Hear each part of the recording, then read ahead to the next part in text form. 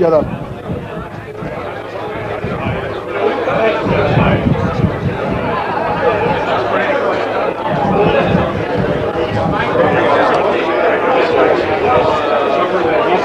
What's up? May I have your attention, please? I think we'll all agree that it's much too nice to be spent listening to any long speeches about anything under this tent, so we'll make this very brief. To all the visitors to Scituate today, we welcome you. My name is Joe Norton, the Board of Selectmen. We welcome you here today. It's a very historic day, as you can imagine, for us. You'll hear more about this course from the architect in a moment. I'd just like to say that you're now sitting on and you'll be playing on an area that was barren, is probably the best way to describe it. It was an area that nothing grew on, nothing lived on. Certainly no one enjoyed it. No one even came up here. And in a year and a half, actually 5 years, I suppose, from when we first got this idea, a year and a half since groundbreaking, we've come a long way, you're going to see today. And we in Scituate are really, really thrilled that we welcome all non-Scituate residents here. To the Scituate residents that are here, thank you. Thank you very, very much. You turned out at town meeting a few years ago and voted 99 to 1, 950 to 50, I think was the vote, to go forward, borrow money for this golf course. The result of that borrowing, the result of that decision is evident today and will become more and more evident as we go out and play the course. I will not go into thanking everyone that should be thanked. Past boards of selectmen who put this together, we'll do that tonight. Present boards of selectmen who followed it through. Townspeople, as I say, who followed it through. There'll be more time this evening at dinner to thank those appropriate people. It's a cliche, I know, to say that there's one person who we have to thank, who, if it wasn't for him or her, in this case him, we wouldn't be here today. In the case of this course, there's probably a dozen people like that, but there's certainly one person who stands out, and that's the architect. From the very beginning at town meeting, as I just mentioned, when he sold this idea to the townspeople, his following it through, designing it, following it through for the last year and a half, it's just, we in Scituate here marveled, and we thanked ourselves constantly for the great choice we made in picking Mike. So without any further ado, I'd like to introduce the architect and a friend of the town of Scituate, Mike Herson. Mike? Thank you very much.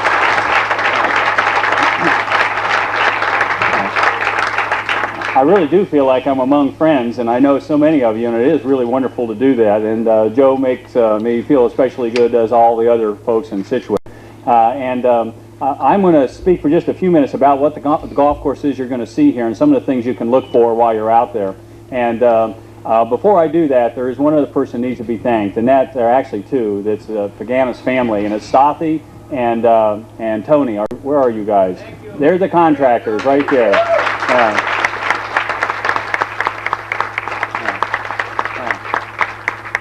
For those of you who are not from along the seacoast or Massachusetts, a widow's walk is that architectural device. It's on top of many of the old houses that we see along the seacoast, where supposedly the wives of the sea captains would go to look for the returning ships.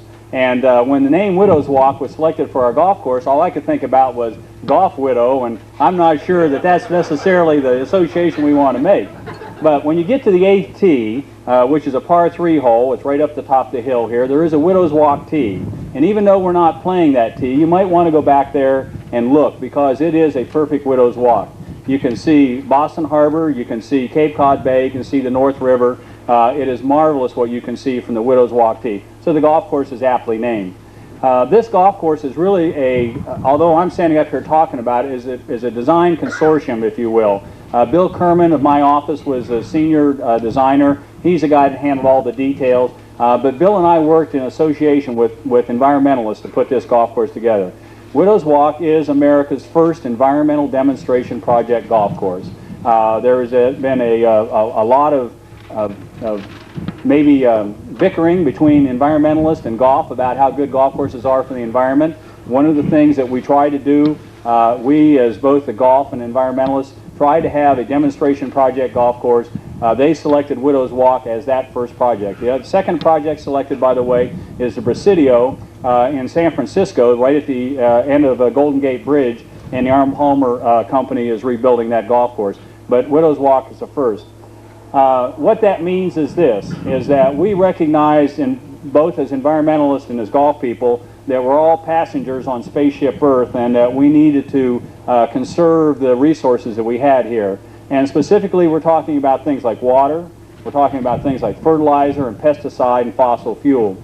And so this is an enormous attempt to try to put together an exciting, playable, fun, affordable, maintainable golf course using 50% of the water, fertilizer, pesticide, and fossil fuel that a normal golf course would have. And so when you're out there today, recognize that what we're trying to do is we're trying to lower the impact of golf courses. Matter of fact, if you look right out there, you'll see a little red reflector out in the middle of the driving range area, and that is Town Well 18A. So there's a town well right in the middle of this property.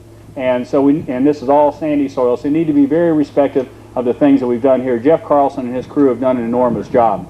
The grass that's on the greens is a grass that's G1, did I get it right? G1. This is a new variety of grass that's just come along. It came from Athens, Georgia. It was one of the places it was developed. It's very fine bladed. It's twice as fine bladed as Pencross. It's almost to the velvet bent category when it's shaved down. I mean, these greens are relatively new. Matter of fact, if you walk by that practice green on the way back to the cart, that green is only 6 weeks old. That green is right out there. So this grass is a very aggressive, quick-growing grass. It uses very little water, pesticide, fertilizers, and all of those. And we think it's going to give a very desirable putting surface. The fairways are old-time grasses. These are the grasses that are the pioneer grasses. They're fine fescue grasses. They're high-tech in the fact that they have a fungus that has been associated with the grass seed that makes them more disease-resistant, makes them more insect-tolerant, lowers the fertility a little bit. And so we're using old kinds of grasses, but in a modern way. And so the lies are going to be a little bit tighter, the ball is going to run a little bit further. You can play that knockdown shot on these fairways and these approaches that you couldn't on other kinds of golf courses. All of the greens have been built on a site sand. For those of you who are agronomists, there's 6 USGA greens out there, and 6 California, and 6 topsoil greens. We had a lot of help from folks like from Soil Technology with Lou and Roy, who contributed to this project. A lot of people contributed. The Scott's company was the big contributor. They contributed all the grass seed and all the initial fertilizer and the coconut core, which we use in some of the green construction. A lot of people in industry contributed to this first environmental demonstration project golf course. Now, we can talk forever about it. You're going to read about it in other places, and if you're really interested. How to play this golf course? Well, this was 118 acres of ground when we started. And then we have well 18A, and that took out some land, and we have Hatherley Pond, and that took out some land, and then we have some environmentally protected habitat, and the habitat planning was as important as the golf course. And Bill Burbank is here. Bill, where's Bill? Well, Bill Burbank and his folks helped plan all of the habitat, so it's as much an environmental experiment as a golf experiment. And anyway, when you take all that out, this golf course is on right at 100 acres, maybe a little less than 100 acres, so it's a small piece of ground. But the golf course is over 6,300 yards long, almost 6,400 yards long. So if it's long on a small piece of ground, it's narrow. And it's narrow for 2 reasons. Number one, that was a natural landform. We tried not to change what Boston Sand and Gravel had left here after they'd mined it away and built Logan Airport with it. And so we tried to leave the natural landform, and we tried to leave the natural vegetation. There are wonderful communities of plants out here that have adapted over the years, and we wanted to leave that. That's the look and feel that we wanted. So the way to play this golf course is to, and I use the analogy and how to set the course record. The analogy is to pretend you're driving a 600 horsepower car on a twisty road. There's places you can put your foot down on the accelerator, then there's places you're better to coast. And when you see some of these golf holes, you'll see what I mean. My suggestion is that you make sure you got one good ball in the fairway before you put your foot down on all 600 horsepower. It can be a very intimidating golf course, but a very fun golf course to play. Again, I will be around for today and tomorrow and hopefully Sunday as well. Bill Kerman will be here, address Bill Burbank or any of the other folks. That if you have comments or questions, we'd love to hear them. I'm really thankful you're here. We probably have 8 openings or 9 openings of golf courses this year. This is clearly the most important to me personally, and this project is the most important. I don't think any golf course has ever had more publicity before it opened than this one, and it's because of what it is and what it represents. In the town of Scituate, I appreciate your trust, confidence, and patience. Thank you. I'm pointing at the boss back there, Rick Agnew, but for all the citizens of Scituate. So I guess I've said enough. Joe promised no long speeches, and I got carried away. Bob Sanderson, if you'll come up to the Golf Pro, and he'll explain how we're going to play this golf course.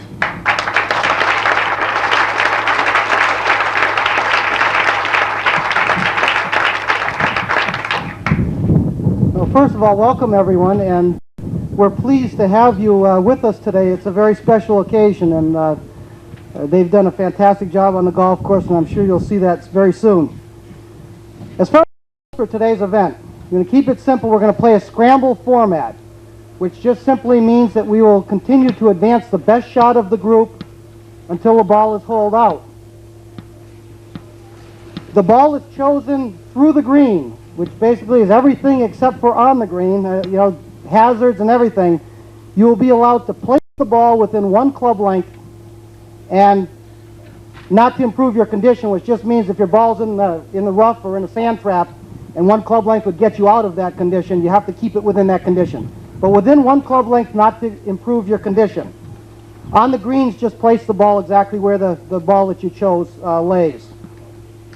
Now the only twist that we have to this event is that because they've built this golf course with 4 different tees so that it'll cater to all different levels of play, we've decided that we may as well use them.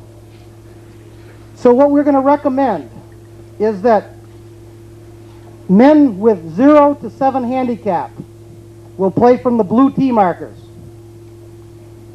Men from 8 to 22 handicap will play from the white tee marker.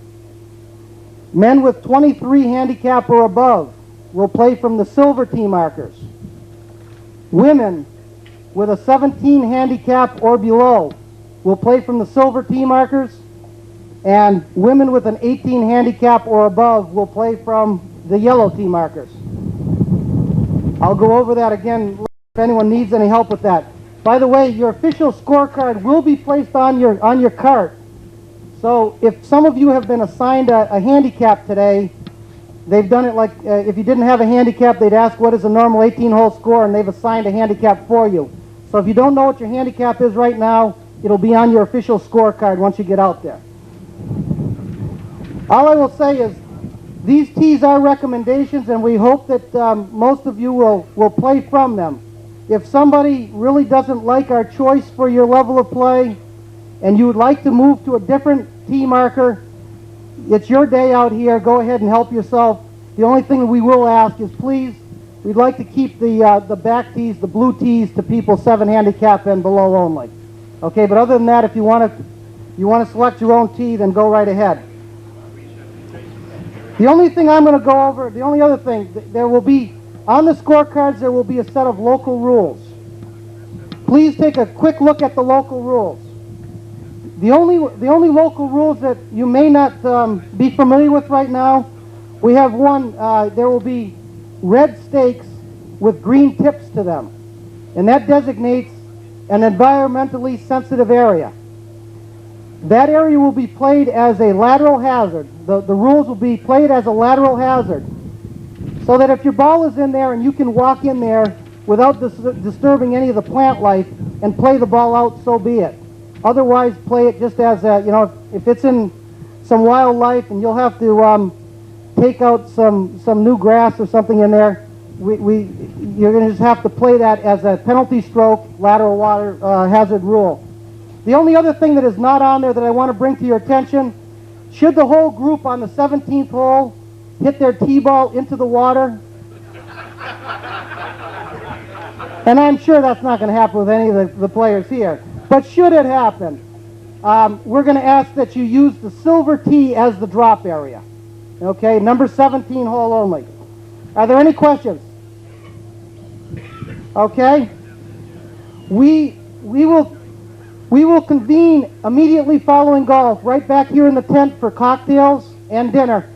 So once you're done with play, all I'd like to ask that you do, you can drive your clubs out to your car, park the carts back over by the cart building, and drop the scorecards off to us if you would. And then just come right back over into this area. We will all convene from here shortly. We'll walk back to our golf carts, and we will have escorts that will take you out to your starting assignment. So if you could please, they will be set up in rows, and I'm just going to ask, please follow the escort, and the escort will tell you exactly when, when you need to get out of the line and go to your tee, okay? We all set? No questions? Very good. Enjoy your round. I'm Scott Stetner with Corcoran Jettison Hospitality, and I hope everybody had a terrific day today.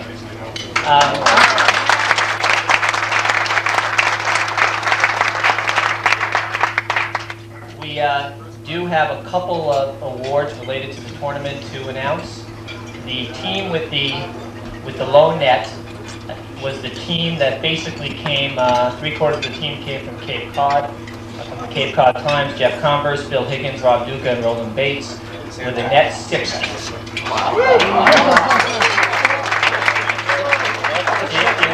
was a very close battle. There were a number of teams that were close behind, but that was a team that took it by a hair.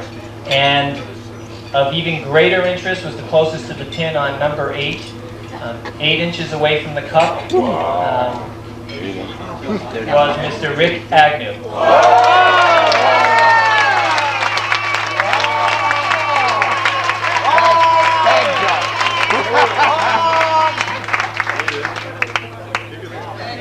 There were witnesses, apparently.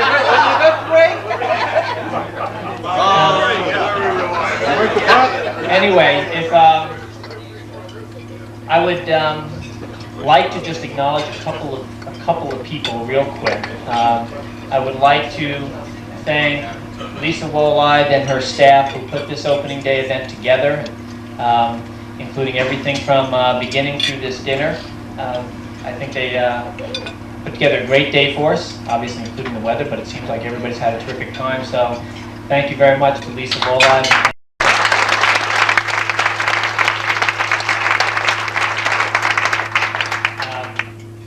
Really like to thank the people that we've been involved with just from day one with this project. It's been an absolute pleasure, not only because it's such a terrific golf course and such a terrific project, but there's just great people involved. And I'm not going to name names because if I forget one, I'll feel terrible, but it's been a great, it's just outstanding for us. And there is one person, though, who I'd like to turn attention to. I think this is a monumental day for Jeff Carlson, who's been here since April 1, 1996, growing in the golf course. And Jeff, you've just done an absolutely outstanding job.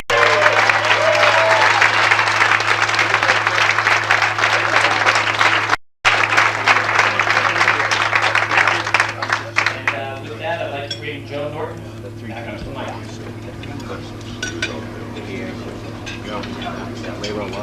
Thank you, Scott. Rick, have you no conscience? Town of Scituate's tournament, you're 8 inches away. Wow. That's a hard one to believe. And I can't get up here, and I know this is unusual, but without giving another special word of thanks to the town of Scituate, to Jeff Carlson. Because Jeff, thank you very, very much for the service.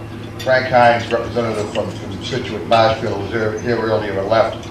Brought with him a proclamation from the Commonwealth of Massachusetts House of Representatives.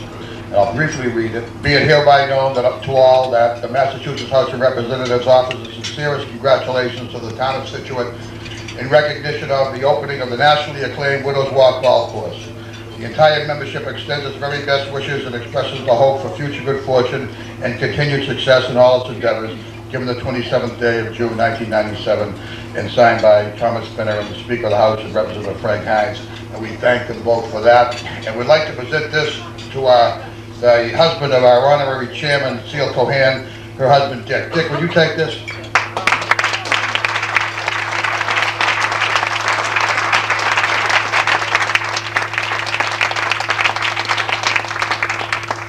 Dick was one of many people who was on the golf committee that really worked very, very hard to put this all together. And Ray Riddle, I started naming people, I know I shouldn't, Peter Frasca, Dick Cohan, as I go through this, Harvey Rusk. I know I'll leave people out, but maybe if I spot you as I'm going through it, I'll jog my memory. Jane Fallon, how could anyone miss Jane Fallon? Jerry Dwight. I also want to thank someone who I think is here, almost 20 years ago.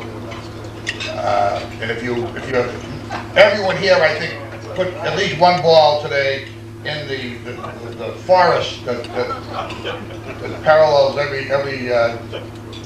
fairway. And that's what this whole place looked like 20 years ago. It was I use the word barren today, and that's probably not doing it justice. It was desolate. The pits. That's what it was called. That's the word to describe it, the pits. There's a fellow here someplace, I think, Constantinides.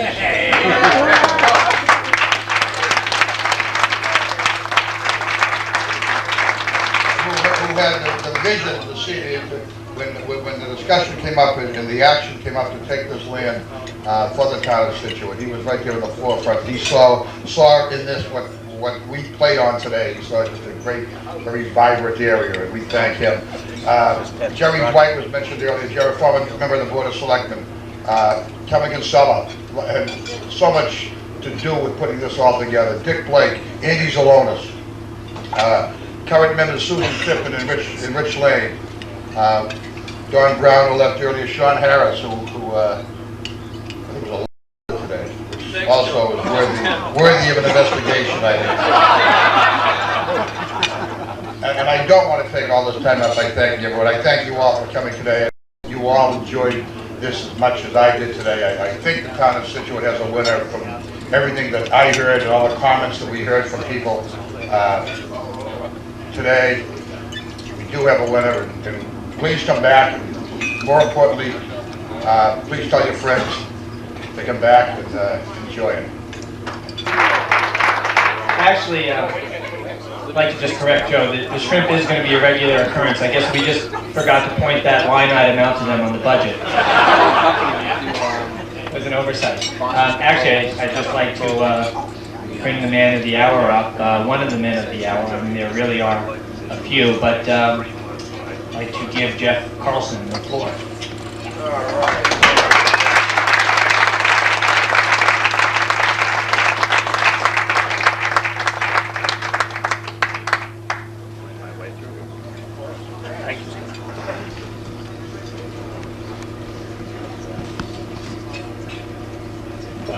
Good evening, everybody. This is my son, Alex. He came up here because he wants to get reacquainted with his dad.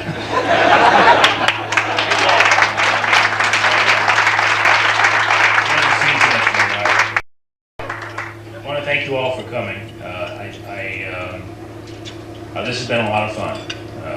It's been a little over a year, and let's see, Scott, Lisa, and I made a presentation a little over a year ago, and I remember saying, "Oh God," saying to both of them, "I hope we get this place. This is so much fun." And then we went out and looked at the place. There was snow on the ground about this deep, and climbed up on what's now the 18th tee, and said, "Thank God we got this place. This is great." And we're so happy to be here and so happy to work for you and help all of you out. And special thanks to Rick and Meredith. They've been great. They actually house me every once in a while. They crazy people that they are. But I couldn't do it without both of you. So thank you very much. All I want to talk about is I want to thank you all for coming. This is a real interesting. It's been a real interesting year for me. A real interesting experiment that we did here. I can't express enough to Mike and everybody how great this has been. I've learned a lot. I've learned a lot about a different way to do golf courses, a different way to build them, a different way to manage them.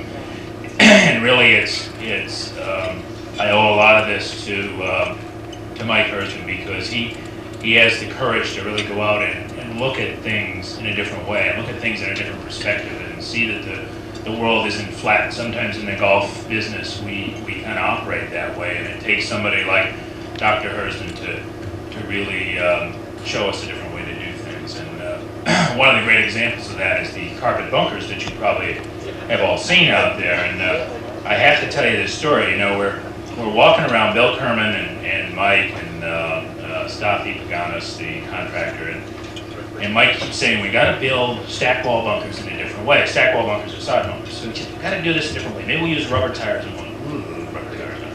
And, you know, we got to think of environmental things and recycling, you know, and it's all energized. And this is kind of my second or third time meeting Mike on this site, so I'm going, wow, this guy's got a lot of energy. And so he reaches under this, which I think to this day was a poison ivy bush, but maybe it was a bayberry.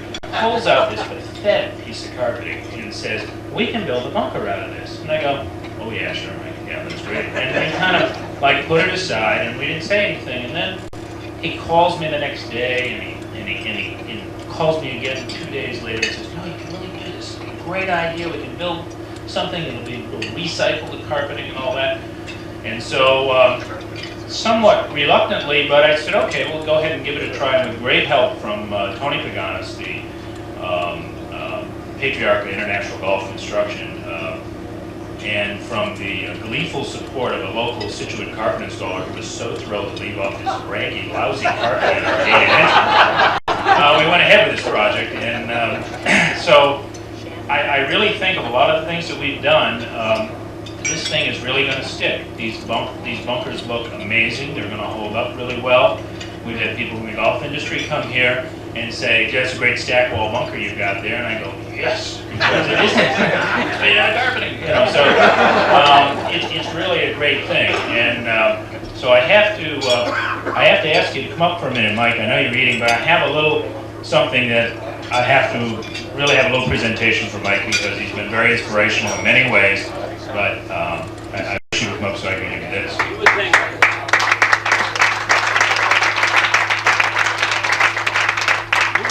Someone with my age and experience would not do this. They ought to know better than this.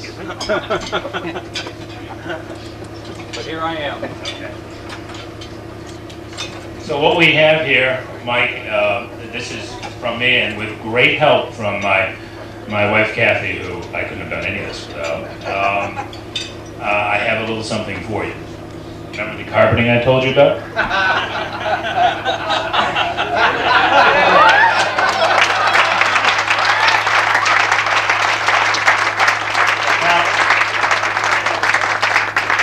I'm sure this will be hanging in, if not his home, his office, in a very prominent position. But you can see that Mike has a lot of imagination.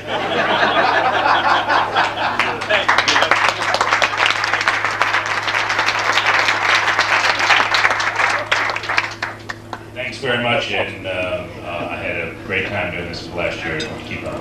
Thank you.